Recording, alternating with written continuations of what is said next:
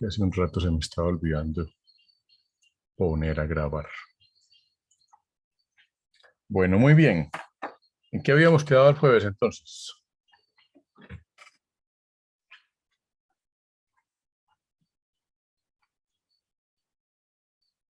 ¿Quién se acuerda? Pues en los conceptos básicos, profe, y él lee la sección 13.3 y 1.3 y 1.4. Listo. Y Y habíamos visto algunas operaciones en las variables independientes dentro de las señales, ajá. el escalamiento, el corrimiento y la regla de dependencia. Ok, perfecto. Listo. De la lectura del libro, ¿qué pueden ustedes comentar? ¿Qué quisieran comentar?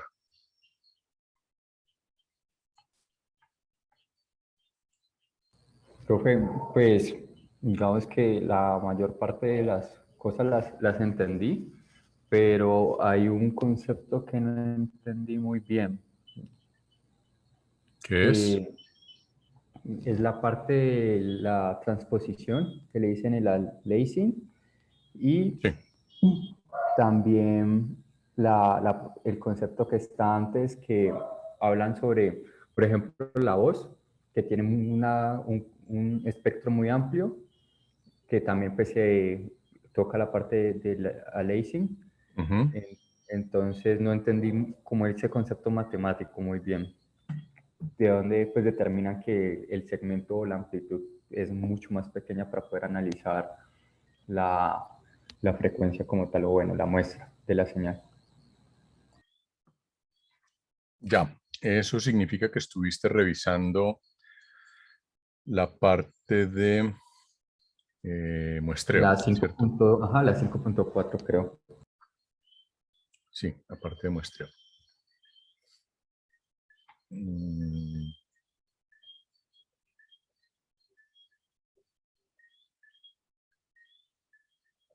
Bueno, aquí me tengo que meter en dos conceptos. El primero tiene que ver con lo siguiente. Mm, Normalmente cualquier señal tiene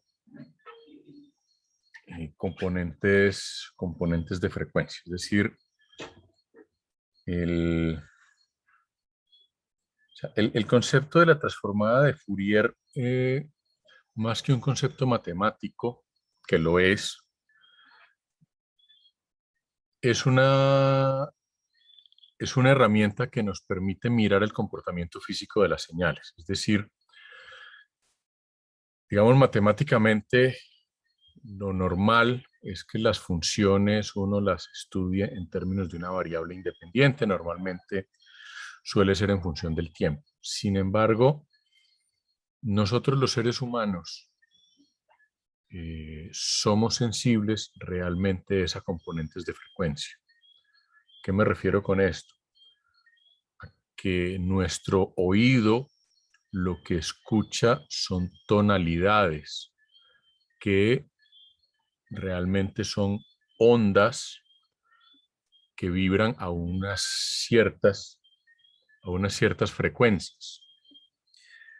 Entonces, lo que hace el concepto de la transformada de Fourier fundamentalmente es permitirnos ver de alguna manera, bien sea matemáticamente, si es utilizando pues la representación matemática, o gráficamente, si utilizamos otras herramientas, el cómo se comporta esa señal en la frecuencia, es decir, hasta dónde llega, cuáles son las frecuencias más bajas, cuáles son las frecuencias más altas, en qué parte de ese espectro de frecuencias tiene más o menos energía.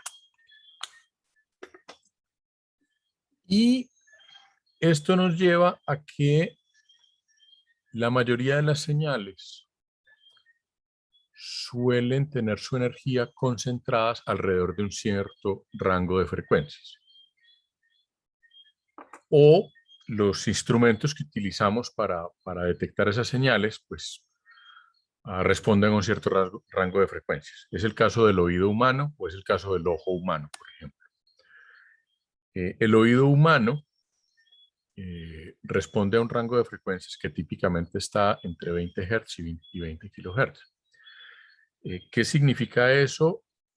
Que nosotros no escuchamos nada que esté por debajo de los 20 kHz, ni escuchamos nada que esté por encima, perdón, no escuchamos nada por debajo de los 20 Hz, ni nada por encima de los 20 kHz. Y no es que el audio que que producen los instrumentos musicales o que produce nuestra voz, no pueda tener componentes de frecuencias menores o mayores, o sea, menores a 20 Hz o mayores a 20 kHz. Sino que no las percibimos. Algo parecido pasa con el ojo humano, por eso cuando hablamos de luz, se suele hablar de luz visible por un lado, y se suele hablar de otro tipo de Los luz. límites son el rojo y el violeta, ¿cierto? Por eso Eh, infrarrojo y ultravioleta. Exactamente. El límite más bajo es el rojo y el límite más alto es el violeta. Pues el infrarrojo ahí está, pero nosotros no lo podemos percibir. Hay animales que sí lo perciben, por ejemplo, y hay instrumentos que sí lo perciben. Ahora, ¿a qué voy con todo esto? A que existe una propiedad asociada a todo esto que se denomina el ancho de banda. Es decir, ese rango de frecuencias, por ejemplo, del oído humano, es lo que llamamos el ancho de banda audible, que va de 20 Hz a 20.000 Hz, o sea, son 19.980 Hz, es el ancho de banda del oído.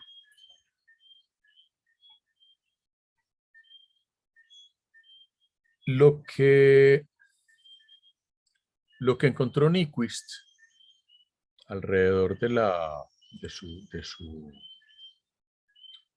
su teorema de muestreo es que para uno poder tomar muestras adecuadas de una señal y poder discretizarla, hay que hacerlo a 2 veces el ancho de banda de la señal. En el caso del audio sería al menos 2 veces 20 kHz, que es más o menos el rango. En la práctica, pues decir 19.980, pues decimos 20, es más fácil. Y eso se explica matemáticamente con 2 propiedades matemáticas, una de la transformada de Fourier y otra de una función singular que se llama la función impulso, la función delta de Dirac. El delta de Dirac, no sé si ustedes han oído hablar alguna vez de esa función. ¿Han oído hablar de ella? ¿Cómo es, profe? ¿Función delta qué? Delta de Dirac o función impulso. No, la verdad no, yo no. No. Bueno, esa Tampoco. es una función matemática muy particular y, digamos, muy poco conocida por fuera de este entorno de procesamiento de señales.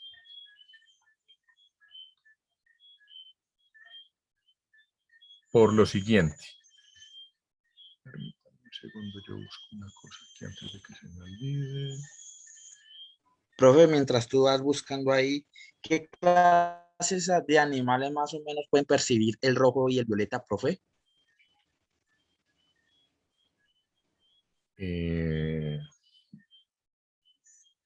Yo sé que animales como los perros, por ejemplo, no ven en colores como nosotros, pero sí alcanzan a ver el infrarrojo. Es decir, por eso digamos, en general los animales suelen ver de noche mucho mejor que nosotros los humanos. Ya. Tengo entendido que, por ejemplo, los elefantes tienen también como, no sé, percibir las vibraciones cuando, digamos, hay un terremoto o maremoto, ¿no? Tengo entendido que ellos sienten como, no sé si esos sonidos de las placas tectónicas, creo que le llaman. Sí, porque ellos escuchan frecuencias mucho más bajas que nosotros. Entonces, ellos perciben el ruido que hacen las placas tectónicas cuando se desplazan y por eso pueden percibir ciertos fenómenos naturales mucho antes que nosotros. A nosotros nos enteramos de un terremoto cuando ya está temblando. En general los animales lo perciben antes, usualmente porque lo escuchan.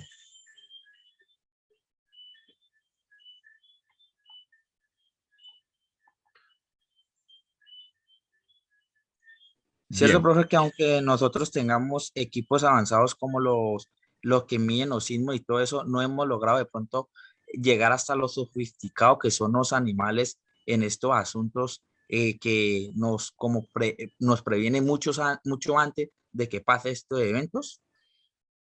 mucho antes no, que realmente cuando los animales empiezan a correr es porque lo que uno tiene para correr son segundos.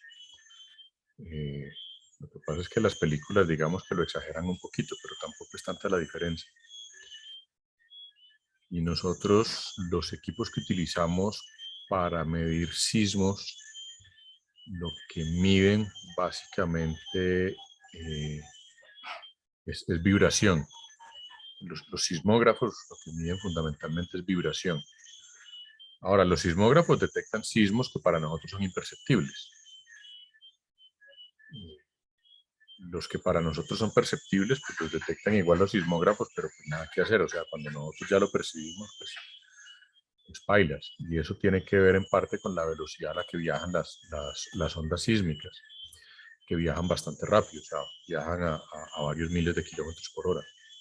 Entonces, realmente los tiempos de reacción, o sea, así fuéramos capaces de percibir el sismo en el mismo instante en el que empieza a ocurrir en el epicentro, no tendríamos tiempo de reaccionar como para decir que alcanzamos a evacuar una ciudad o alcanzamos a salirnos del edificio antes de que empiece a temblar. No, desafortunadamente no. Y aunque se ha desarrollado muchísima tecnología alrededor de la detección de los sismos, no se ha logrado predecir con exactitud cuándo va a ocurrir un sismo. Y alrededor de eso ha habido muchísimas discusiones, trabajos, entre otras cosas porque los sismos tienen distintas causas, ¿no? Lo mismo las erupciones volcánicas. Son bastante impredecibles y nosotros aquí en Colombia tenemos experiencias no muy gratas de malas predicciones de erupciones volcánicas. Sí, señor, gracias, profe. Bien, les decía entonces, y permítanme entonces aquí empiezo a compartir.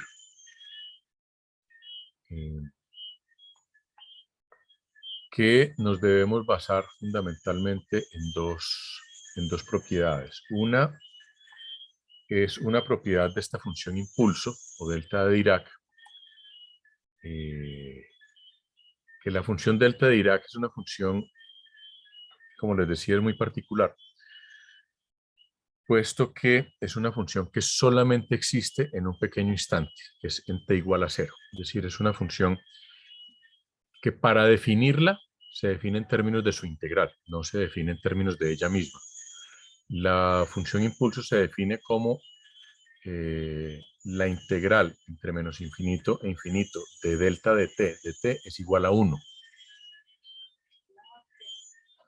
Eso significa que es una función que justo en t igual a 0, su valor tiende a infinito y no existe en t diferente de 0. Por eso matemáticamente se define en términos de la integral. Ahora, tiene una propiedad que se llama la propiedad de muestreo, que es esta que aparece aquí en la diapositiva, que me dice que cuando yo multiplico una función cualquiera por el impulso desplazado en el tiempo, lo que obtengo es el valor de esa función en el instante t igual a 0 sobre el cual desplacé la función impulso. ¿Qué significa esto? Que multiplicar una señal cualquiera o una función cualquiera por la función impulso desplazado en el tiempo me permite obtener las muestras o los valores de esa señal en ese instante de tiempo. La otra propiedad, que es la propiedad de escala, es una propiedad muy particular porque fíjense que cuando yo escalo la función impulso, lo que estoy haciendo es dividiendo por el valor absoluto de la escala. Y lo que me está diciendo esa propiedad fundamentalmente es que el impulso se comporta de manera completamente diferente a la mayoría de las funciones matemáticas que conocemos. Ahora, Profe, en sí, señor, ¿qué es el impulso? físicamente hablando, el impulso es, si lo hablamos mecánicamente, un impulso equivale como a un golpe seco de muy corta duración y de una magnitud muy grande. Por ejemplo, normalmente las pruebas de resistencia de materiales, sobre todo las que se utilizan para probar la resistencia de los concretos, suelen utilizar una versión mecánica de lo que es la función impulso, y es que lo que hacen es que agarran un cilindro de concreto, una muestra del concreto al que uno le quiere medir la resistencia, y se golpea con una cierta intensidad. Y justo en el momento en que ese concreto se destruye con ese golpe que le estoy dando, digamos que esa es la función impulso específica para esa muestra de concreto. Entonces el impulso físicamente se puede describir como eso, como una señal que tiene una amplitud muy grande y una duración muy, muy corta. Pero matemáticamente pues, se define así como les dije, como la integral de la función. Se dice la integral del impulso es igual a 1. Y esa es como la definición matemática del impulso. Pero la definición física más aproximada es esa que les acabo de decir. Listo, gracias, profe. Profe, qué pena. Señor, Yo sí. tengo una pregunta y es, o sea, a ver, ¿cómo se dice? Esa integral que tenemos allí, ese g de t viene a ser, por así decirlo, nuestra función de la señal, ¿correcto? Correcto. Y ahí tú estás multiplicando por un desplazamiento del, El impulso. del tiempo, por eso, Del correcto. impulso, sí. Y ahí, pues, por lo que es una integral, pues es el área bajo la curva, y tú lo que estás viendo es como, y bueno, está integrando de menos infinito a infinito, por lo que pues sabemos que en un rango de tiempo hay infinito tiempo, ¿cierto? Por así decirlo. Ujú. Entonces tú lo que quieres ver es el comportamiento de esa señal en ese preciso momento. Eso es básicamente lo que resume esa integral. Exactamente, exactamente. Ok, Y lo interesante de esta integral es que esta integral se le conoce como la propiedad del muestreo, porque básicamente lo que me está diciendo es esta propiedad de la función impulso me permite sacar una muestra específica de una señal o de una función cualquiera en un instante de tiempo cualquiera a partir de esta integral. O sea, lo que hace la función impulso, en este caso, es permitirme extraer el valor de esta señal g de t en el instante t sub 0.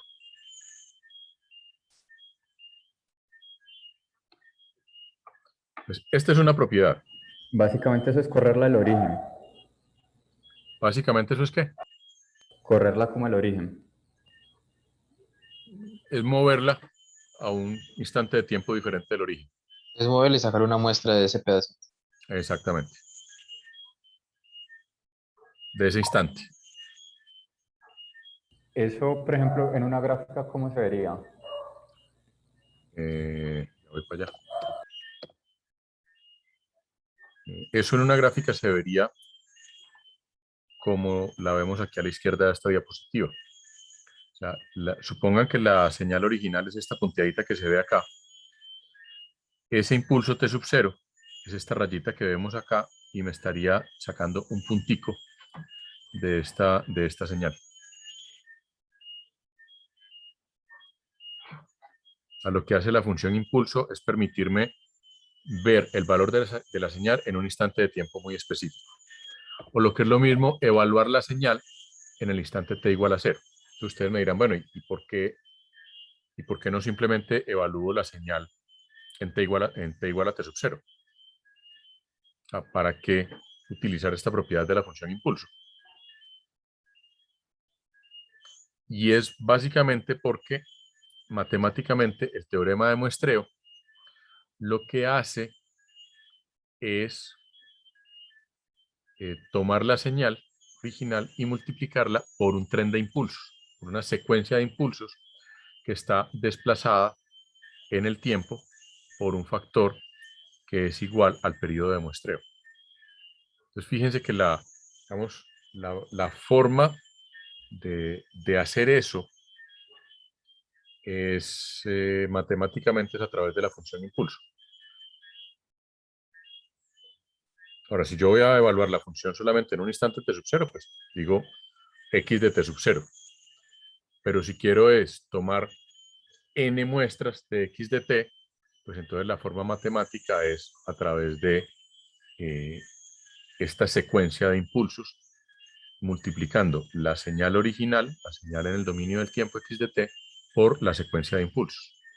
El resultado de eso es una señal compuesta por la secuencia de muestras en cada uno de los instantes de tiempo asociados a esta t. No sé si... Profe, ¿puedes poner un momentico las gráficas? Yo te pregunto, a ver si entendí qué es. Básicamente, si lo que se hace es que esas lineecitas se pueden traducirse en las, por decirlo, en los valles y en las montañas que están al lado derecho. Básicamente, por ejemplo, si toda esa montaña fuese una señal, uno la puede representar con puros, o en un conjunto de, o bueno, en una secuencia de impulsos que utilicen como una forma similar. No miren todavía el lado derecho. Quedémonos solamente en el lado izquierdo. Ahora vemos qué es el lado derecho. Ok. Pero entonces sería como descomponer el comportamiento de la señal En punticos. en punticos. En punticos. O sea, realmente el impulso es un punto, o bueno, una línea. Exactamente. Exactamente. Y cuando yo multiplico la señal por el impulso, lo que estoy obteniendo son punticos de esa señal en diferentes instantes de tiempo. ¿Qué es lo que se hace cuando se muestrea una señal? O sea, el concepto de muestreo de una señal es, yo tomo una señal y voy tomando muestras de esa señal en diferentes instantes de tiempo. Y el por eso es una resultado de eso, integral. es una serie de puntos cuyos valores coinciden con el valor de la señal en esos instantes de tiempo. Pero ya no es la señal continua original, sino que es una señal compuesta por una serie de punticos. Que por eso es una integral, pues, que sería el área bajo el de esa curva, pues, el área debajo de ese punto. Pero fíjate que el área debajo de ese punto es igual a la amplitud del punto. Ah, Sí. ¿sí? Pero sí, básicamente. Cuando vos tenés un punto infinitesimal, pues la integral de ese punto es el valor de la función en el punto. Listo, profe, gracias. Bien, entonces, el concepto del muestreo es ir tomando muestricas de la señal. Esto que está a la izquierda es la señal continua y yo estoy tomando muestricas, esta señal. Y lo que tengo después de tomar esas muestras es una serie de punticos de la señal.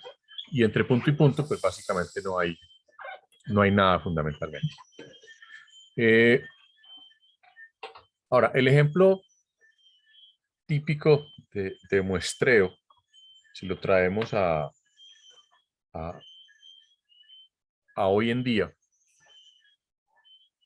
es la persona que normalmente va caminando y va chateando con el celular. Fíjense que, bueno, hay dos tipos de personas que van chateando con el celular, las que solamente miran el celular y no miran al frente y terminan por allá en un hueco de una alcantarilla, o las que, las que escriben un poquito y luego miran. Fíjense que, ¿qué está haciendo esa persona? Que va caminando y va viendo el celular por momentos y luego mirando por dónde camina por momentos. Esa persona lo que está haciendo es un proceso de muestreo. No está viendo constantemente hacia dónde camina, sino que solamente lo mira a raticos. Profe, pero también está como midiendo la distancia, ¿no? O sea, lo que tiene al frente para poder decir, puedo mirar otro ratico, a diferencia, como dices tú, de la otra persona que no ni fu ni fa ni sabe por dónde va. Claro, entonces ahí entran en juego dos factores. Uno, lo que acabaste de mencionar, la distancia. O sea, yo miro y veo que tengo suficiente espacio y entonces sigo caminando y miro el celular.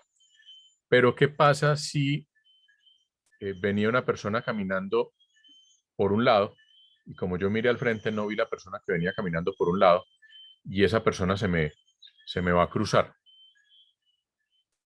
Entonces, dependiendo de la velocidad a la que yo voy caminando, de pronto no pasa nada, esa persona cruza por el frente mío, ni me entero, porque en ese momento no estaba mirando hacia el frente. O si vamos a velocidades similares y la otra persona también va distraída, nos estrellamos. ¿Sí? Ahora, Sí, ¿cómo eso es hubiera podido evitar posible. eso? Mirando un poquito más seguido, ¿cierto?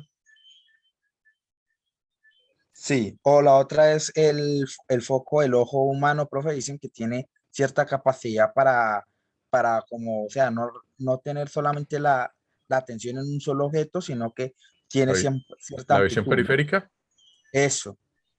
lo que pasa es que ahí nos tenemos que meter en un tema eh, de sexo, porque hombres y mujeres tenemos una visión periférica distinta Ah, ok, no sabía eso. por un tema histórico. Antiguamente, en las épocas prehistóricas, los hombres solían ser cazadores y las mujeres recolectoras. Por lo tanto, los hombres solemos tener una menor visión periférica y más enfocada.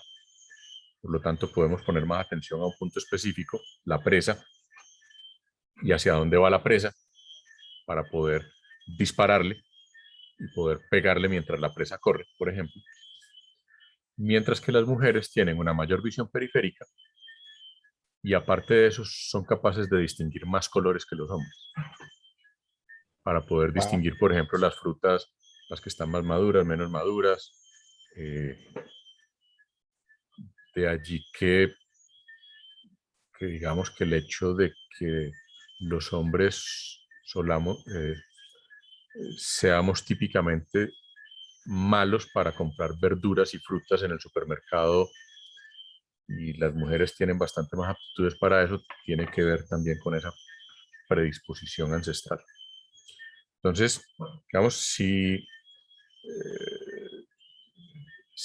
nos ubicamos en ese sentido, hay un tema de visión periférica. Entonces, si es una mujer, por ejemplo, es posible que sí vea a la persona que viene de lado, mientras un hombre es muy probable que no la vea, por ese mismo concepto. Pero a lo que voy, fundamentalmente, es que cuando uno va mirando el celular y luego mirando hacia dónde camina, yo estoy tomando muestras de mi entorno, pero mi entorno puede cambiar rápidamente. Y si entre una muestra y otra, o sea, entre que levanto la cabeza y vuelvo y la bajo para mirar al celular, mi entorno cambia rápidamente, bien sea porque yo me muevo muy rápido o porque alguien en el entorno se está moviendo muy rápido,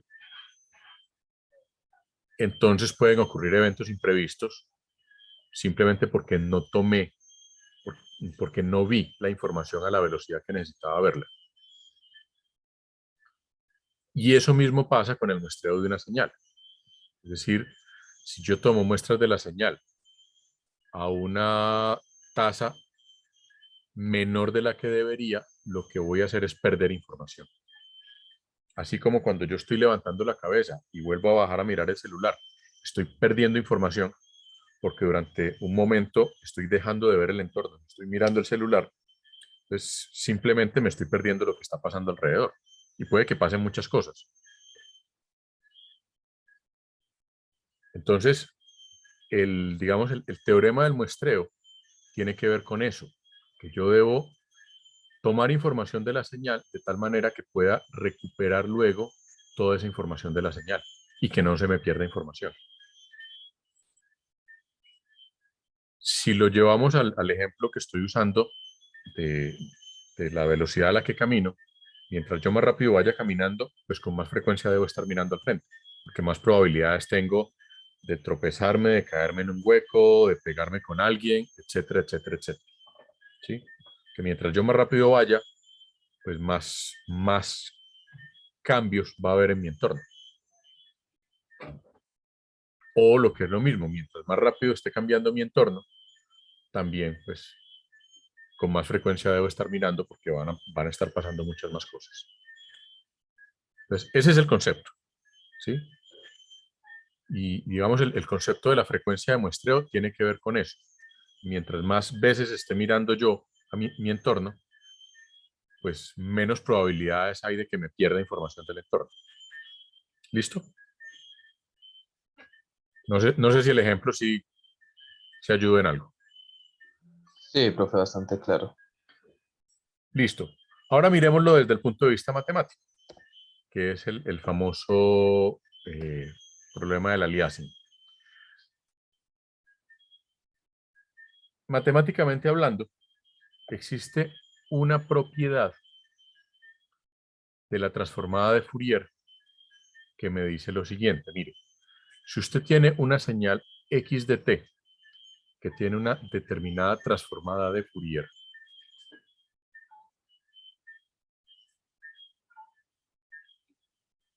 si usted multiplica esa señal x de t por una secuencia de deltas de Dirac,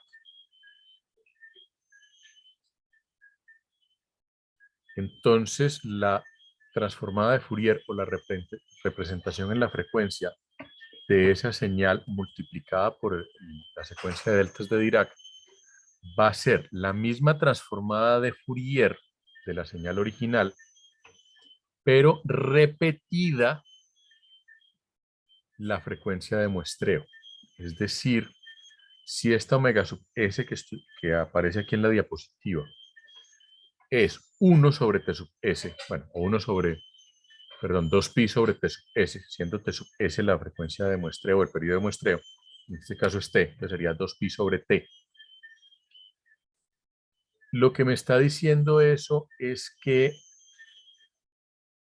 la señal en el dominio de la frecuencia se va a repetir. O sea, el espectro de esa señal, que originalmente era uno solo, en la versión muestreada de esa señal, se va a repetir. Y se va a repetir de forma proporcional a la frecuencia de muestreo, o lo que es lo mismo, a 1 sobre el periodo de muestreo. Y eso es lo que explica la gráfica de la derecha, que es básicamente si la frecuencia de muestreo es muy bajita, esos espectros de esa señal se van a empezar a montar uno encima de otro, a solapar. Por lo tanto, yo debo tomar o usar una frecuencia de muestreo suficientemente grande para que no exista ese solapamiento, ese traslape entre las señales en el dominio de la frecuencia. Eso es una cosa muy curiosa, porque aunque, digamos, existe una explicación matemática para eso, eso es un fenómeno que ocurre físicamente. O sea, no es que a Mr. Nyquist haya desarrollado la explicación matemática de esto y luego alguien lo haya verificado. Aquí ocurrió todo lo contrario. Aquí se vio el fenómeno físico y luego lograron encontrar la explicación matemática de por qué se presentaba ese fenómeno físico.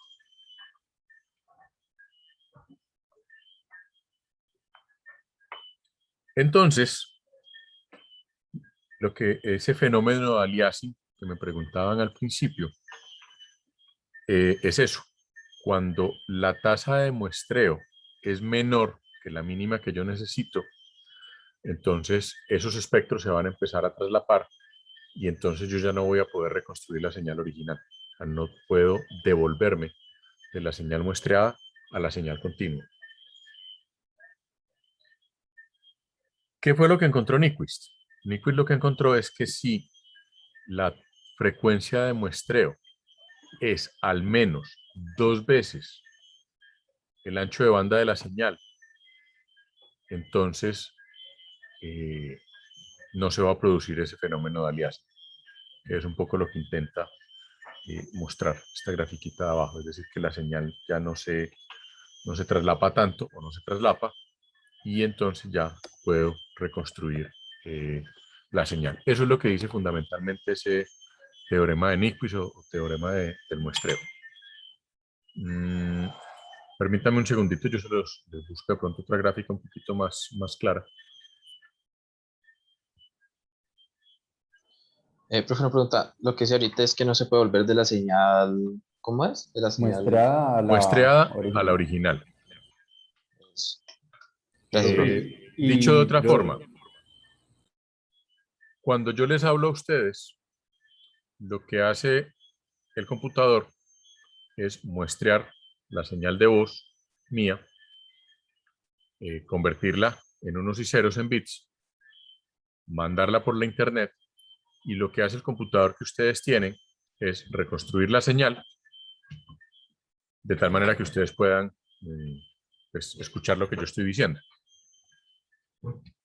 Si no utilizáramos el teorema de Nyquist, o sea, si por cualquier razón este computador que yo estoy usando muestreara mi voz a una frecuencia muchísimo menor, probablemente ustedes lo que estarían recibiendo al otro lado sería una señal absolutamente ininteligible. Porque ese es el efecto, digamos, de ese aliasing o ese fenómeno de aliasing. profe, ¿cómo es lo de la relación de Nyquist? Lo que dice el teorema de Nyquist básicamente es que la frecuencia de muestreo debe ser por lo menos el doble del ancho de banda.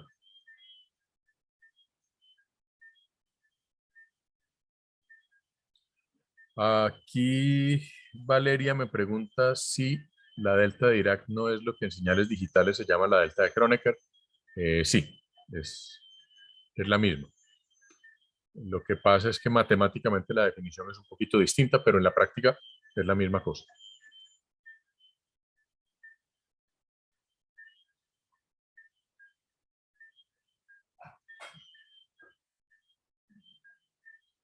Profe, entonces, básicamente cuando decís que la frecuencia del muestreo tiene que ser por lo menos el doble del ancho de banda, quiere decir que si es más amplia, se pierde la información. O sea, antes más junta, mucho mejor, pero cuando es mucho más junta, pues digamos que sea igual, cuesta mucho más enviar esa información, ¿cierto?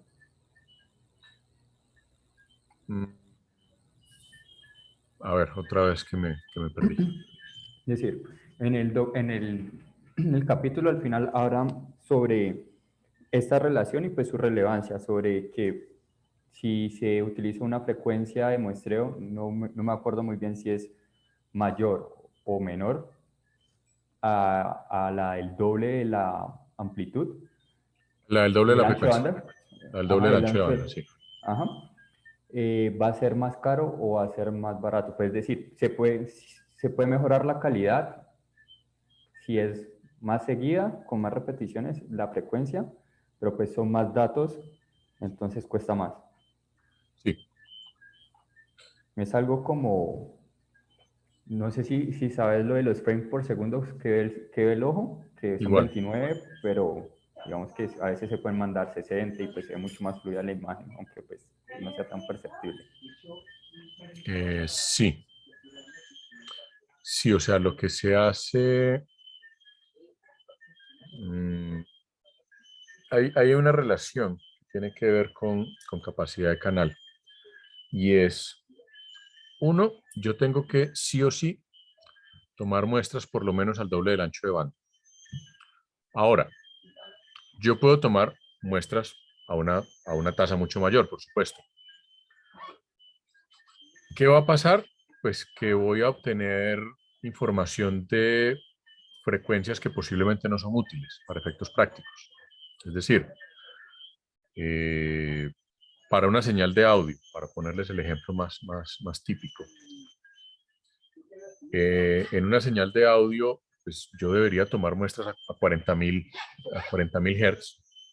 En la práctica se suele usar 44.100 por un tema puramente técnico. Pero supóngase que yo tomo no 44.100, sino 88.000 muestras por segundo. Entonces, van a ocurrir dos cosas. Uno, estoy tomando información de rangos de frecuencia que el oído humano no va a percibir. Entonces, cuando yo reconstruya esa señal, ninguno de los usuarios se va a enterar que esa señal de audio tiene más calidad. Segundo, cuando yo digitalizo esa señal y la transmito por un canal de comunicación, entonces, supongamos que por cada muestra solamente voy a utilizar 8 bits, que sería lo más común, lo que más se usa, o lo que más se usaba al principio. Si yo estoy tomando 44.100 muestras por segundo, esas 44.100 multiplicadas por 8 bits me van a dar unos tantos bytes por segundo. Si hago la cuenta, a ver, yo les hago la cuenta rápido aquí en la calculadora. Si encuentro la bendita calculadora, ya. Son 44.100 multiplicada por 8, son 352.800 bits por segundo.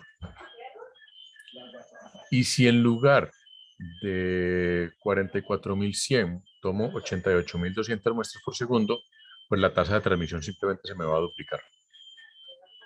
Y ahí viene el segundo fenómeno. Voy a utilizar más capacidad de canal porque necesito transmitir el doble de bits por segundo, pero no estoy transmitiendo el doble de información. Porque estoy transmitiendo información que el receptor no va a ser capaz de percibir. Entonces, básicamente estoy duplicando la cantidad de datos que estoy utilizando a nada. Si lo llevamos a términos de almacenamiento, es lo mismo. Estoy utilizando el doble de almacenamiento para algo que nadie va a escuchar. De allí que las aplicaciones, por ejemplo, como Deezer o como Spotify o cualquiera de estas aplicaciones hoy en día, le permiten a uno descargar música con diferentes calidades. Uno normalmente por defecto la suele dejar como en la mejor calidad posible, pero si ustedes se fijan, cualquiera de estas aplicaciones les da la opción de bajarle la calidad a la señal de audio. Y, por ejemplo, si yo estoy descargando música y de pronto una música así con un rango de frecuencias muy variado, qué sé yo, música clásica de orquesta, pues entonces tendría sentido utilizar la máxima calidad, suponiendo que yo tengo un buen oído.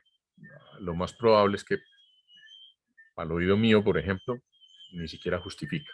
Pero bueno, de pronto digamos que me las doy de melómano y utilicemos la máxima calidad. Pero si es un podcast que es solo voz, no necesito utilizar los 44.100. Y ahí va mi segundo ejemplo. Aunque el rango de la voz humana es un poquito más amplio de lo que normalmente se usa, no utiliza los 20.000 Hz. O sea, la voz humana de hombres o mujeres no sube hasta los 20 kHz. Incluso voces entrenadas de una soprano, pues que es como, o una mezzosoprano, que es el registro más alto, no llega a 20 kHz. Pero digamos la voz humana normal de conversación se encontró que normalmente está alrededor de los 3.000, 3.400 Hz máximo.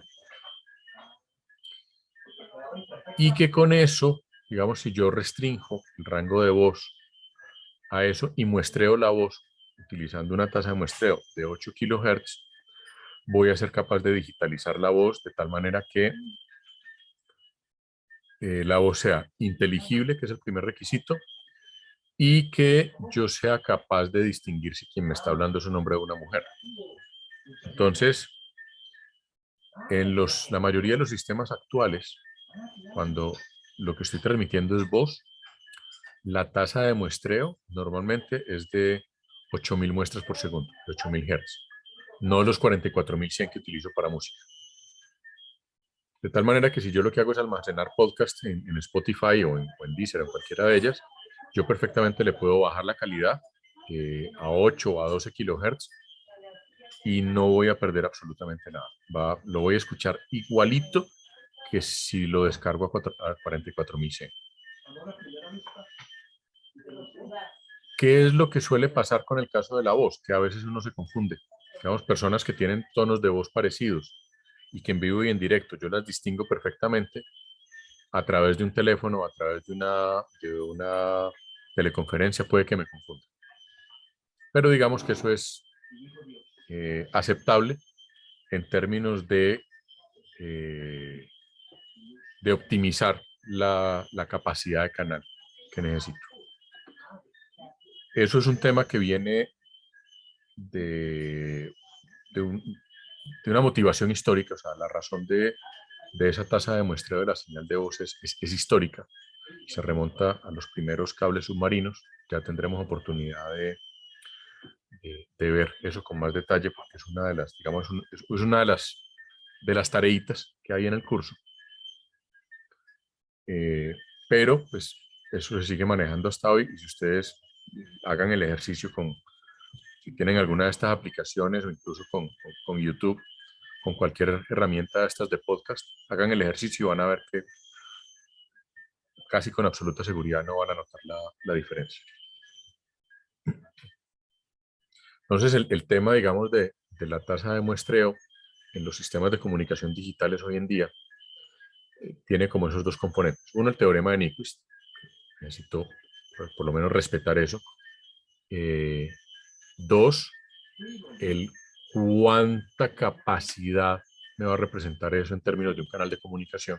Es decir, cuántos bits voy a utilizar o cuál es la relación entre la tasa de muestreo y esos bits para ver si en algún momento realmente me justifica utilizar un sobremuestreo o no. Hay aplicaciones donde es necesario utilizar sobremuestreo. En el caso del audio, definitivamente no. ¿En qué aplicaciones es importante utilizar sobremuestreo? Cuando yo estoy, por ejemplo, digitalizando un electrocardiograma. ¿Por qué? Porque si yo lo que hago es digitalizar de acuerdo a la frecuencia normal del corazón, pues listo, yo transmito el electrocardiograma, pero si ese señor al que yo le estoy tomando el electrocardiograma tiene una arritmia, tiene un soplo en el corazón o tiene cualquier anomalía, básicamente la estoy borrando al muestrear a la tasa mínima que necesito. En esos casos es necesario utilizar tasas de muestreo, digamos que aparentemente innecesarias, pero porque en esos casos lo que yo estoy buscando son precisamente comportamientos anómalos que van a ser componentes de alta frecuencia.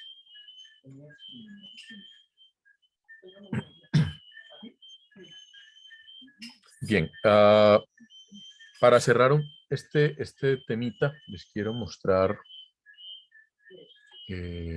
esto, que casi no lo encuentro porque lo tenía por allá refundido. Esta imagen seguramente la vamos a volver a ver más adelante, que es una animacioncita. Bueno, esta es la animación, perdón. Esta es, digamos, una representación que a mí particularmente me parece muy esclarecedora del concepto de dominio de la frecuencia y el concepto de espectro. O sea, si nosotros vemos dos señales senoidales o una suma de señales senoidales, las vemos en el dominio del tiempo, lo que nosotros vamos a ver es una señal como esta que se ve acá. Esta roja es como la suma de estas dos grisecitas que están acá, que si las vemos en 3 dimensiones, lo que vamos a ver es que una de estas señales senoidales tiene una frecuencia 1 y la otra tiene una frecuencia 2, que en este caso es mayor. Pero si la miramos en el dominio de la frecuencia, o sea, por la transformada de Fourier, lo que vamos a ver es lo que se ve como si miramos las senoidales de frente, pero sobre el eje de la frecuencia. Lo que vamos a ver es la amplitud de la señal y su frecuencia, y nada más. Y en el dominio de la frecuencia, esa es la información que a nosotros nos interesa. Ahora que estamos hablando de teorema de Nyquist y de muestreo, fíjense que qué es lo que nos interesa a nosotros. Nos interesa cuál es la frecuencia de la señal para saber cuál es la tasa de muestreo que debo utilizar. No me interesa tanto el detalle de cómo se comporta la señal en el tiempo. Así, el muestreo lo haga físicamente en el dominio del tiempo. Profe, ¿me repites, porfa? Ahí, a ver, el eje Y, ¿qué sería la frecuencia, ¿cierto? Eje Sí, el eje Y es la frecuencia, el X es el tiempo. Y. ¿Y el otro qué Y sería? el Z es la amplitud. Amplitud. Eso, listo, gracias. Profe, Señor. te quería preguntar, desde esas dos caras que hay, normalmente para reconocimiento de voz o reconocimiento de un sonido, ¿cuál de las dos caras se utiliza? La de la frecuencia, ¿cierto? Depende de la técnica que estés utilizando, pero en general sí, la de la frecuencia. Listo, gracias. Profe, Porque, ¿el digamos, X qué representa? Disculpa. en este caso, el X es el tiempo, El tiempo. Ok. el Y es la frecuencia y el Z es la amplitud. Listo, gracias. Listo. Bien, si miramos esto entonces, espérese, yo busco el otro. Ahora, eso en cuanto a lo que es el concepto fundamental del teorema de muestreo, el teorema de Nyquist. Lo que vamos a ver luego, no hoy, el jueves, es ya todo el tema del proceso de conversión analógico-digital. Esto que acabamos de ver es como el concepto matemático, pero luego en la vida real, pues hay que hacerlo de otra forma porque el delta de Dirac no existe. O sea, el delta de Dirac es una función matemática muy abstracta que sirve para explicar matemáticamente todo este tema del muestreo, pero en el mundo real el delta de Dirac no existe. O sea, no hay forma de reproducir un delta de Dirac físicamente porque tendría que utilizar una amplitud infinita. El ejemplo que yo les decía ahora del golpe o el impacto es más parecido a lo que mencionaba Valeria hace un momento, que es el delta de Kronecker, que lo que es un pulso de muy corta duración y de muy alta intensidad. Entonces, en el mundo real, para hacer muestreo de señales, lo que hago es utilizar pulsitos de muy corta duración, pero finalmente con una duración mayor que cero. Porque el delta de Dirac asume que la duración del delta es cero. Y eso hace pues que, por eso matemáticamente hay que describirla en términos de la integral y no de otra forma. Ahora, habíamos mencionado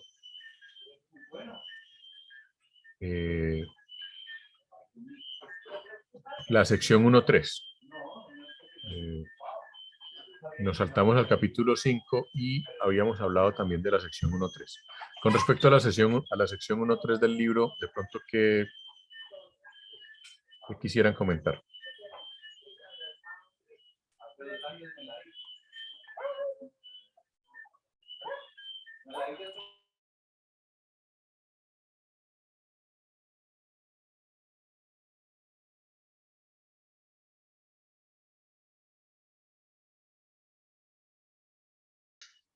Pues, profe, de lo que yo leí del 1.3, habla más que todo, pues ya de lo que como la definición de sistema, página 35. Am, pues nada, o sea, digamos, sí me pareció interesante fueron los ejemplos que después dan de en qué momento, digamos, uno puede ver como un sistema. Y claro, ya digamos, uno ahí entiende el por qué, por ejemplo, cuando uno le mandan esos electrocardiogramas que son de los que son como todo un día con ese aparato puesto, el por qué dicen de que es de alejar a dispositivos electrónicos. Y pues, si consideramos que todo eso son ondas y señales, pues obviamente eso puede alterar muy fácilmente esa lectura, ese examen. O sea, antes a mí me parece súper interesante que ese aparato te tome esas lecturas superficialmente, ¿no? Y pues claro, ahorita pues o sea, ya, trate que está haciendo un trabajo, digamos, complicado el propio aparato, pues digamos como que meter otra señal ahí, como que también sería muy susceptible de fallar. Sí, y aparte de eso, hay un detalle allí, es que las señales que se miden allí son señales muy débiles, que son señales usualmente muy cercanas al ruido. Entonces, pues son muy susceptibles de que cualquier cosa externa afecte la lectura. Estamos tomando señales muy débiles, y lo que hace el equipo, la electrónica de un cacharro de esos, es tomar esa señal muy débil y amplificarla muchísimo para, pues para que la podamos ver y registrar.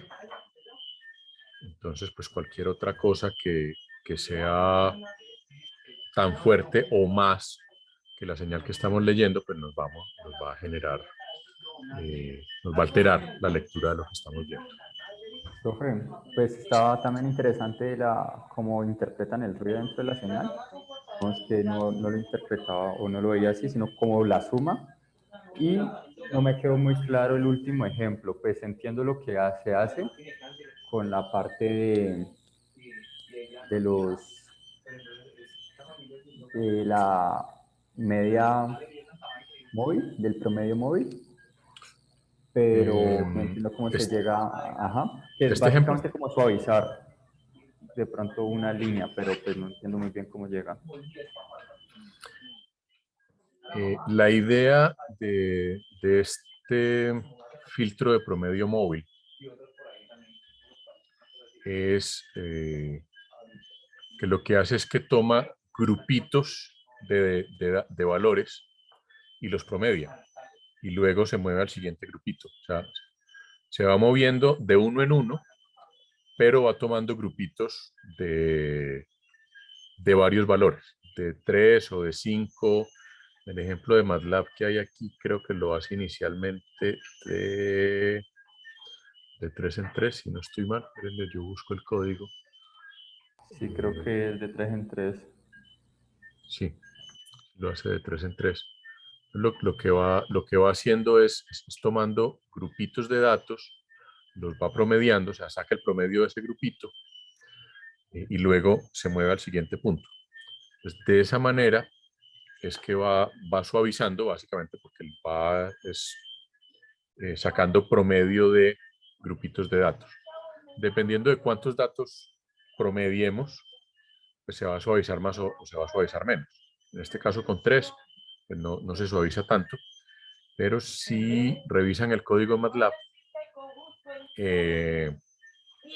van a ver que uno puede jugar con el valor. Más, permítanme un segundito, yo abro el MATLAB, y les muestro el ejemplo Va completo. hacia atrás, ¿Cómo? el va hacia atrás, pues yo aquí viendo como la parte 1, 4, 3, pues al inicio, creo que es como la segunda ecuación, o bueno, la primera, se va, dice como xn, luego xn-1, xn-2, básicamente es como se promedia el punto hacia atrás. Sí, sí, va tomando, pero acordate que ahí hay un detalle, es que acordate que el n-1 es desplazarse hacia la derecha en el eje del tiempo. O sea, es un retardo, pero implica moverte hacia la derecha.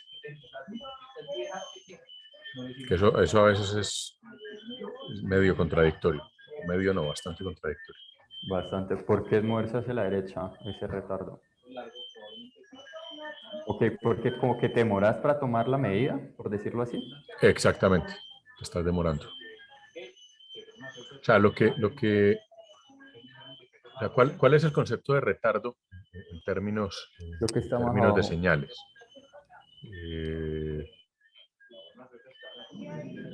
No, quiero ir a un ejemplito que hay aquí arriba del retardo con una función continua. Entonces está por aquí. Espérate, verás. Este. O sea, normalmente esta función se define en t igual a 0, pero cuando yo digo u de t de menos 2, básicamente lo que estoy haciendo es esperando 2 instantes de tiempo o 2 segundos para iniciar la señal. Entonces, por eso el retardo implica un desplazamiento a la derecha, porque es como si la señal empezara más tarde. Listo.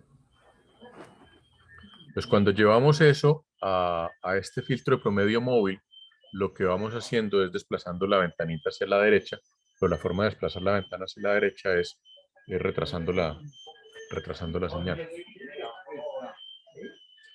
Ahora, fíjense que aquí, o sea, este es el código completo, que es el que está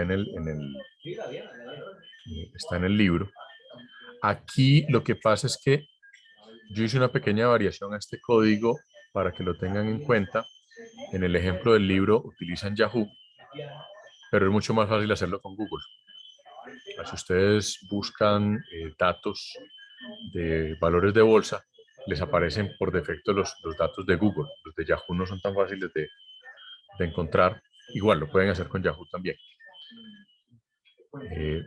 Pero es igual, digamos, el formato es igual. ¿Cuánto vale tal acción a tal hora del día o en tal día de la semana, etcétera, etcétera? Aquí, en este bucle for, es donde se hace, en sentido estricto, el promedio. Entonces, fíjense que yo aquí lo estoy haciendo con un factor de 3, ¿sí? Pero yo puedo cambiar el valor. Digamos, aquí lo estoy haciendo a pedal. Entonces, yo defino una variable n o m, pues yo puedo hacer esto un poquito más automatizado y no tener que cambiar el valor en 4 partes distintas como lo tengo en este momento. Y fíjense en un detalle, esto ya es cosas de MATLAB. Nosotros normalmente hablamos de t igual a 0 o de n igual a 0 si estamos hablando de señales discretas. Pero en MATLAB, el primer elemento del vector es n igual a 1. Por eso aquí la i empieza desde 4, mientras que el factor de resta es de 3. Es para que él pueda leer el vector en el primer valor y no en el valor 0, porque el valor 0 no existe para MATLAB, sino el valor 1. Por eso el y de 1 es el primer valor que voy a tomar del vector en este caso. En este caso del vector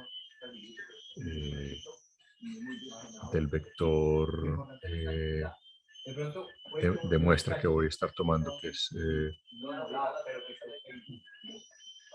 que es la señal X, que es donde tomo los datos que leí del CSV. Básicamente que estoy tomando la matriz QQQ, estoy tomando todas las filas, pero solo la columna 2, lo que estoy haciendo con esta con esta línea 12. Y si ejecutamos esta vaina,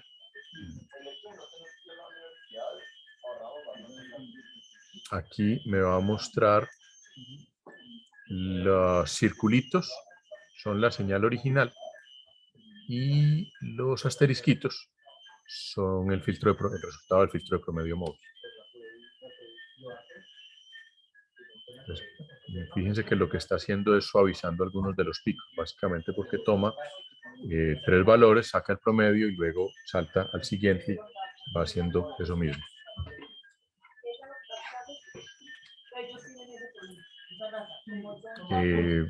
Como ustedes tienen los códigos, pues les recomiendo que, pues, que jueguen un poquito con eso para que lo miren con más detalle y para que miren también cómo funciona el tema del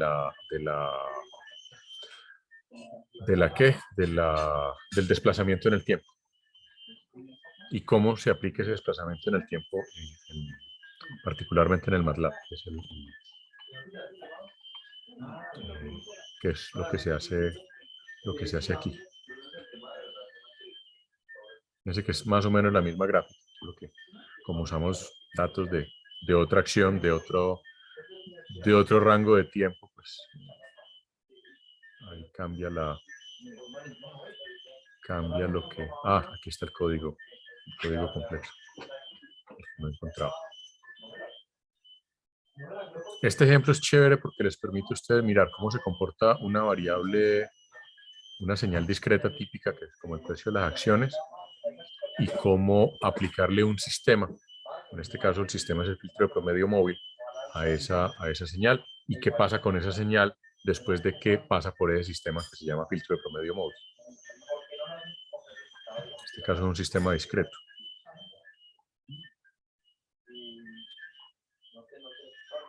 Bien.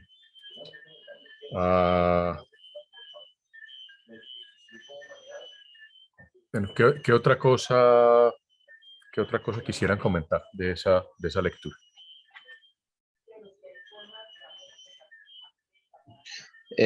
Pues, profe, creo que en la 1.4 hablaba sobre el ruido cuando perturbaba la señal. Entonces, digamos, tú tienes tu señal XDT igual a SDT, que es tu señal original, más el ruido que es EDT.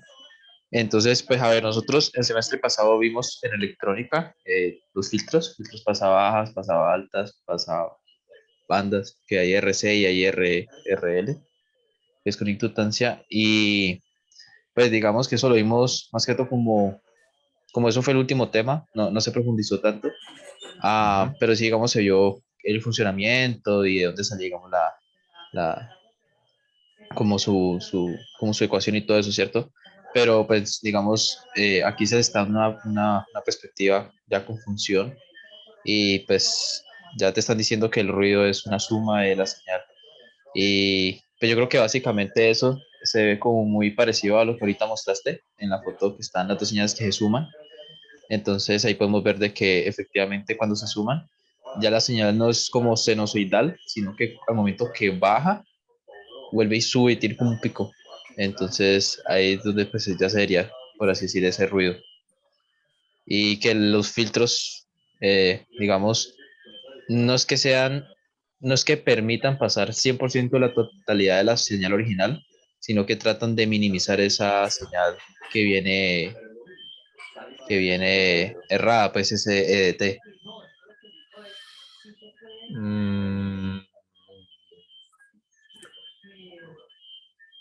Profe, hablando pues de los filtros y volviendo a la parte de muestreo, al final se habla que para la traslapación de las ondas normalmente también se utiliza un filtro pasabaja, pero no entiendo por qué funciona para anular la traslapación, como cuando se traslapan. Bueno, empecemos por lo último y luego me devuelvo al ruido.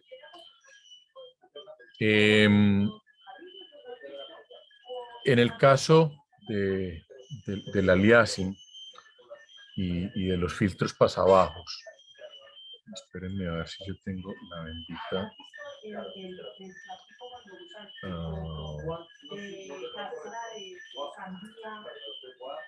Voy a usar Voy a usar esta imagen, que de pronto no es necesariamente la mejor, pero aquí les pido un poquito de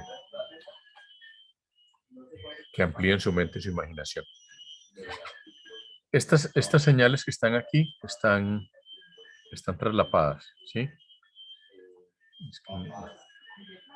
Cuando la velocidad de muestreo, cuando la frecuencia de muestreo es mayor al ancho de banda,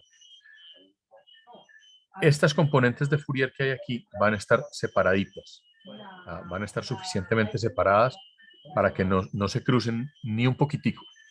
Incluso puede haber espacios entre una y otra. ¿Qué hace un filtro pasabajos, teóricamente hablando? Un filtro pasabajos lo que hace es que, perdón, iba a tratar de dibujar algo, pero el bendito PowerPoint no me deja. Un filtro pasabajos lo que hace es que solamente deja pasar las frecuencias que corresponden a esta señal que está aquí alrededor del origen y me elimina todas las otras. ¿Ya? Entonces, por eso, digamos que matemáticamente lo que se usa para representar esa reconstrucción de la señal discreta y volver a obtener la señal continua original es el filtro pasabajos. Porque lo que hace ese filtro pasabajos es que solamente toma esa componente, esa transformada de Fourier, o esa componente de Fourier de la señal original, que es la que está aquí alrededor del origen, y todas las otras las elimina. Entonces partimos de una señal que originalmente solamente existe esta en el origen, que luego del muestreo hace que aparecen todas las demás, y cuando la paso por el filtro, lo que hago es que vuelvo y dejo solita la original.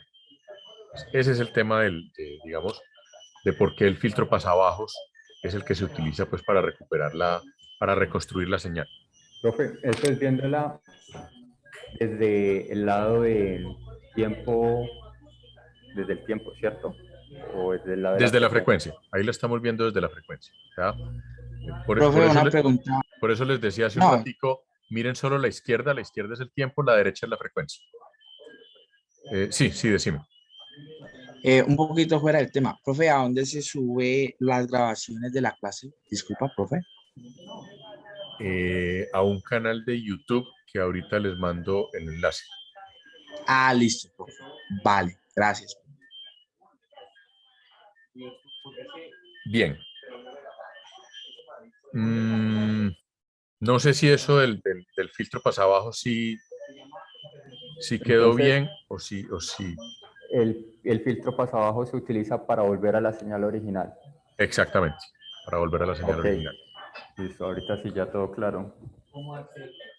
Y fíjate que cuando existe ese fenómeno de aliasing, el filtro pasabajo lo que va a hacer es que no va a dejar la señal original solita, sino que la va a dejar mezclada con las otras. Cuando ocurre ese fenómeno de aliasing, ese que aparece aquí, y están pues, mezcladas las señales, pues el filtro pasabajos va a coger pedazos de las otras señales.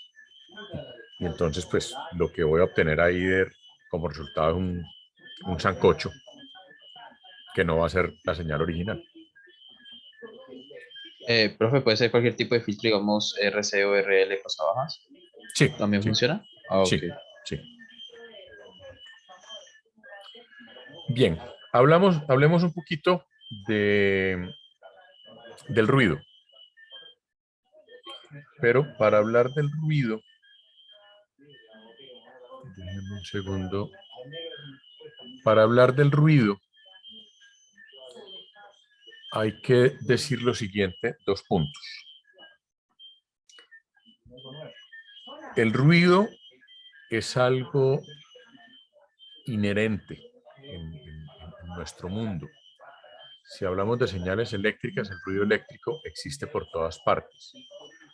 Es decir, las lámparas que utilizamos normalmente para iluminación, particularmente por ejemplo en la universidad que se utilizan lámparas fluorescentes todavía, esas lámparas generan muchísimo ruido eléctrico.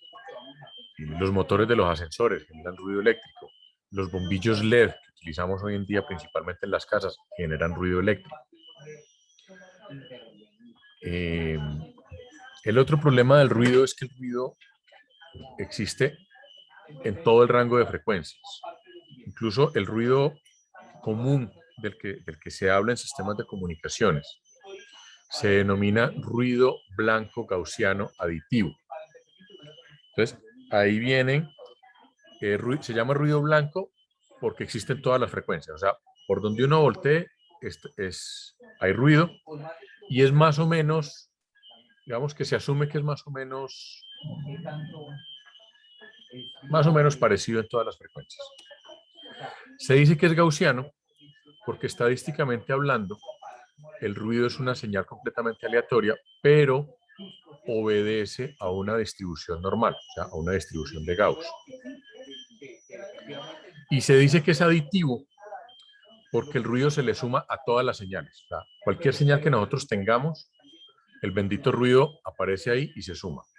Si es una señal de comunicaciones, si es una señal eléctrica aquí en el circuito RC, el ruido se suma. Y se le suma a cualquier señal que tengamos. Eso es un poquito distinto, y aquí quiero aclarar un poquito esto, es un poquito distinto a esta suma de señales senoidales. Estas señales senoidales que tengo aquí no son ruido, son señales simplemente que se están sumando y me están produciendo una señal cuyo resultado es la suma. Ahora, lo que ocurre en el mundo real es que a esas dos señales senoidales se les va a sumar el ruido, quiera yo o no quiera. La diferencia aquí es que estas dos señales senoidales, digamos que soy yo el que está decidiendo si las suma o no las suma. Si yo no las sumo, pues no, o sea, si yo no las sumo, no vería esta señal rojita de aquí. Vería independientemente las dos grisecitas. En el momento en que yo decido sumarlas, metiendo estas dos señales a un sumador, pues voy a ver esta señal rojita que aparece en esta diapositiva. En el caso del ruido, no es que yo lo quiera sumar o no, es que el ruido se va a sumar. O sea, el ruido es como el liso en las fiestas. Que uno hace una fiesta y siempre aparece algún personaje al que nadie ha invitado. Ese es el ruido, es ese personaje que siempre me aparece en la fiesta y yo no sé de dónde salió, no sé quién carajo lo invitó, es amigo de quién, pero usualmente además es el que más bebe. Y por supuesto nunca pone plata para el trago. Entonces, ese es el ruido.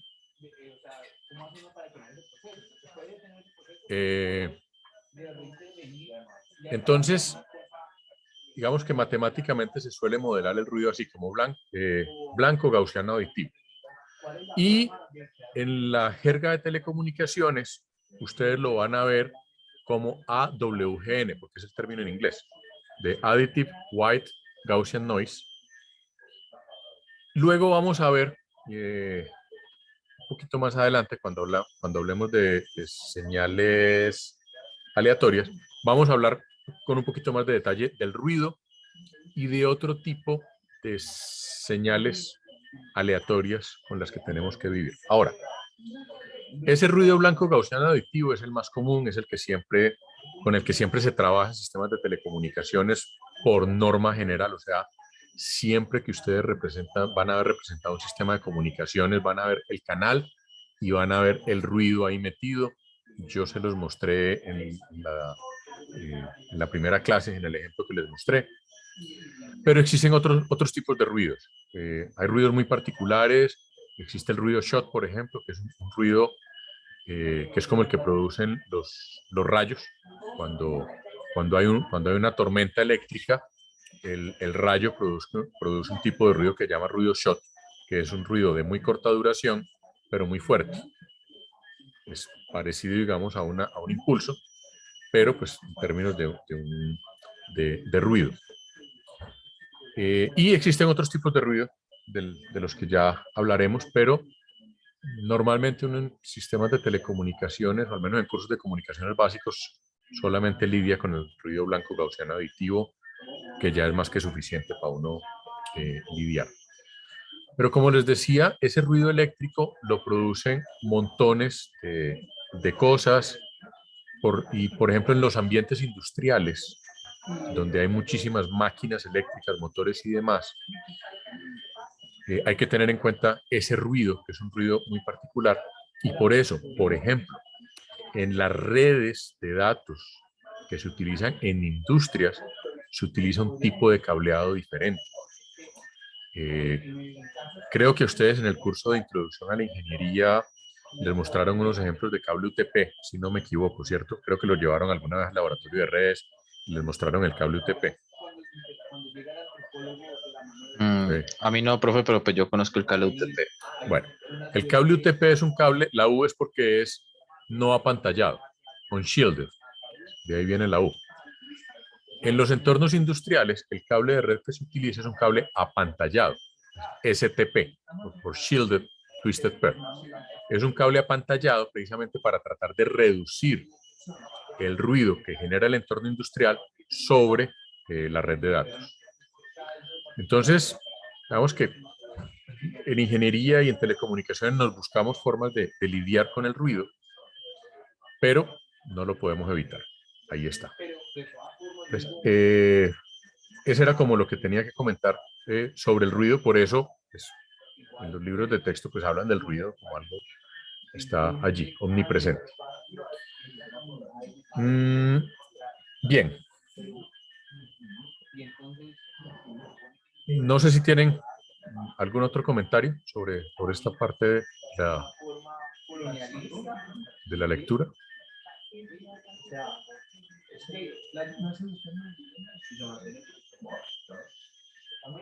Bueno, parece que no.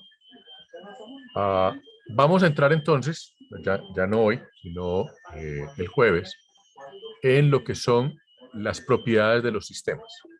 De lo que vamos a hablar el jueves es de propiedades de los sistemas y vamos a hablar un poco también de lo que son tanto las señales como los sistemas estocásticos o aleatorios. ¿Sí? Básicamente porque pues, van a ver que una de las propiedades de los sistemas es la causalidad. Y por aquí debe estar, espérenme a ver qué.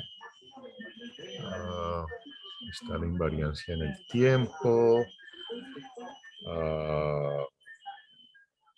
Bueno, aquí no lo incluyeron, pero una de las propiedades de los sistemas es precisamente que un sistema puede ser determinista o no determinista, para que lo tengan en cuenta. Un sistema determinista es un sistema que uno siempre sabe cómo va a responder. Y un sistema no determinista es un sistema que tiene un comportamiento aleatorio, básicamente. Entonces, vamos a ver estas propiedades básicas de los sistemas el jueves y vamos a hablar de lo que son señales, procesos aleatorios, señales aleatorias, sistemas no deterministas y algunos conceptos que están asociados a estos conceptos. Vamos a hablar un poquito más vamos a volver a retomar el tema del ruido blanco y el proceso gaussiano y toda esa historia. Y vamos a ver unas aplicaciones particulares que tienen que ver con el manejo de señales aleatorias y algunas propiedades, digamos, de las señales y de los sistemas. Esa parte, digamos, de las señales y los procesos aleatorios de pronto va a ser un poquito abstracto. Allí entra en juego ese otro libro que yo les mencioné. Permítanme un segundo. Lo busco. A ver dónde carajos es que lo tengo.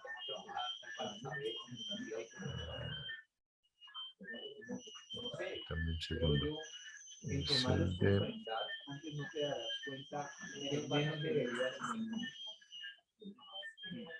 Bueno, creo que no lo tengo aquí. De pronto lo tengo por acá.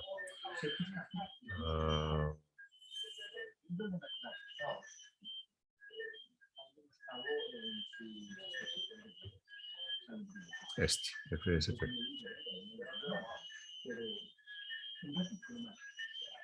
Este libro, Foundations of Signal Processing, que yo se los mencioné en la bibliografía del curso. Este es un libro que si ustedes lo buscan lo van a encontrar fácilmente en la red porque está completamente disponible.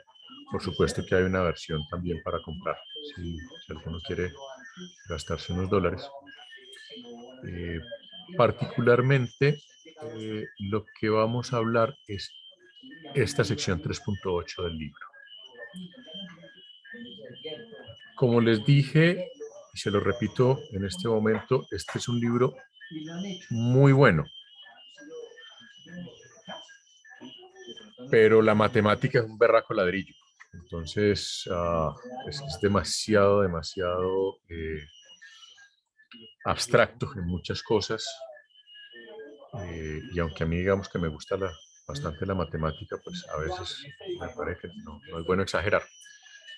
Pero particularmente ese tema de procesos aleatorios y sistemas aleatorios está tomado de esta sección 3.8. Entonces, para el jueves, péguenle una mirada a lo que es la sección 1.5 del libro que estamos utilizando, de fundamentos de señales y sistemas. Con eso ya cerramos pues como este primer capítulo básico de introducción a las señales y a los sistemas. Miramos algunos ejemplos y a esta sección 3.8.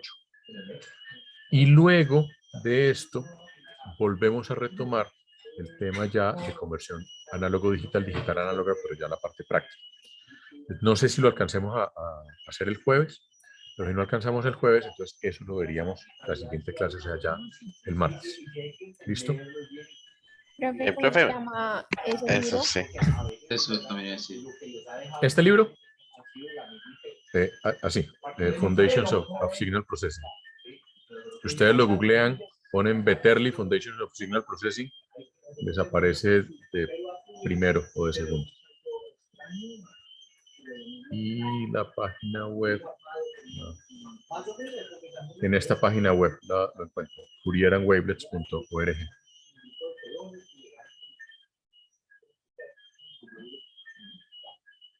Incluso en esa página hay dos libros. Y hay otro que es ya más de procesado digital de señales, que ya es un texto un poco más avanzado. Profe, yo tengo una pregunta fuera como el tema. En la unidad 1 hay una carpeta que se llama Repaso de MATLAB y yo la descargué para mirarla y Sí. solamente pues cuando la exporto me aparecen solamente 3 imágenes y no me aparece nada más. Entonces no sé si puede subirla o mandarla al correo, si hay videos, porque no me reproducen o algo así. Déjame la reviso porque puede ser una carpeta que usábamos cuando había un par de sesiones de MATLAB en este curso. Creo que esa carpeta, creo que no queda sino la carpeta, pero déjame yo reviso, que no me acuerdo Listo, si profe. tengo ese material. Vale, profe, gracias. Bien. ¿Alguna otra cosilla por comentar, por preguntar?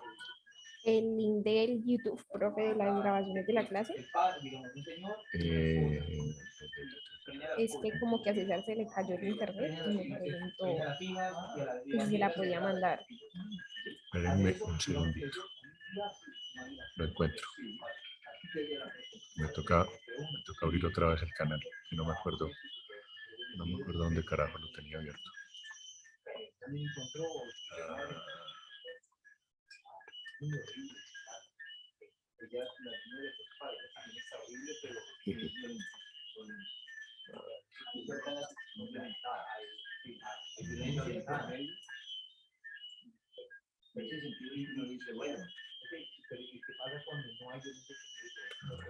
Tú.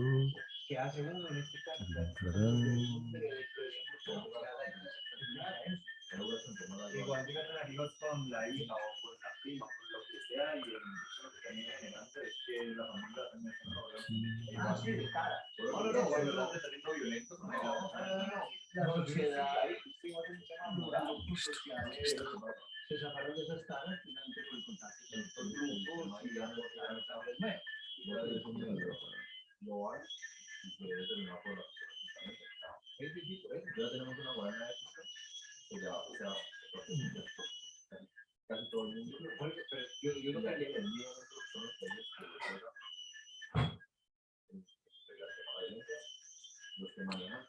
Que me cambiaron esta vaina.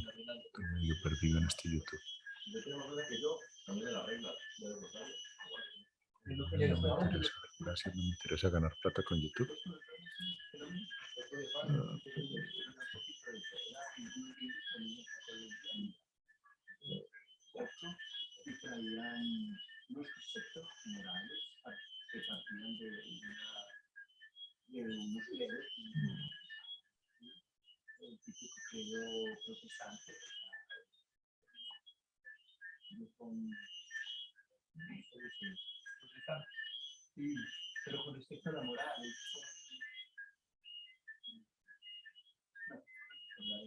Entonces venían con esto y trataban de poner en la Guajira, en la Sierra Nevada, en fin, grupos. Ya me acordé. Me perdí esta vaina.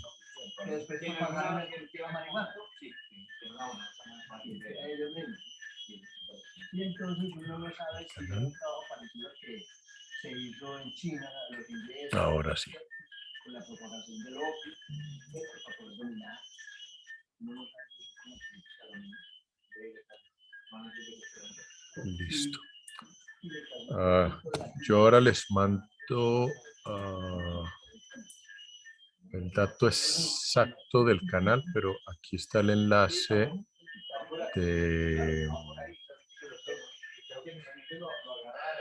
de la introducción, pero del semestre pasado. Aquí se las dejo en la...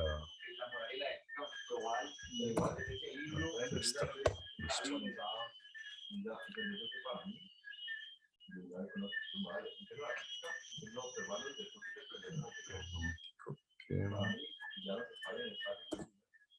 Ahora sí.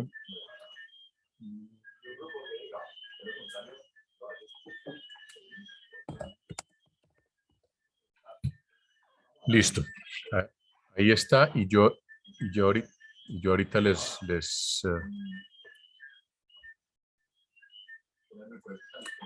bueno, ahí pueden buscar el canal. Y ahí, mejor dicho, en ese mismo canal voy a ir subiendo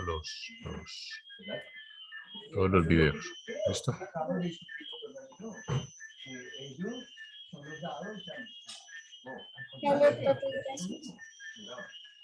Perfecto, profe, gracias.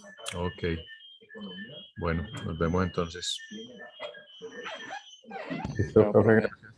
Vale, profe, muchas gracias. Gracias, profe. Gracias, profe, que tenga buena noche. Gracias, profe.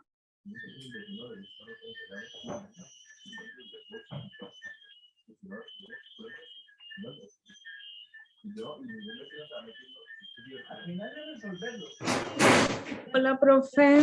Hola. Profe, lo que Cuéntame. pasa es que el jueves que tenemos la próxima clase, yo voy a estar en la universidad. Voy a ir a una clase, a un laboratorio presencial antes de tu clase.